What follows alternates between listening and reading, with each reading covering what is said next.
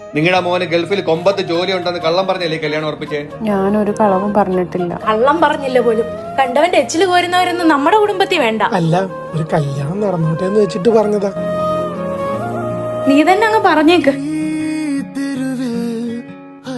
Hello, ജോലി ടൈമിലാടാ phone കുത്തി നിൽക്കുന്നത്.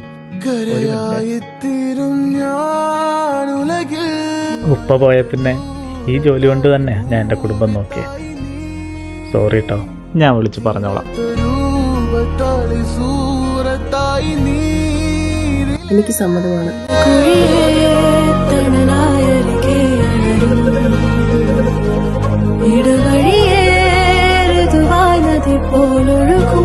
നമ്മുടെ സ്റ്റാറ്റസ് വെച്ചിട്ട് ഇതിലും വലിയ ബന്ധം ഞാൻ ഉണ്ടാക്കി തരും. അങ്ങനെ സ്റ്റാറ്റസ് വാങ്ങിച്ചു കൊടുത്ത മിക്ക പെൺകുട്ടികളും ഇന്ന് ജീവനോടെ ഇല്ല.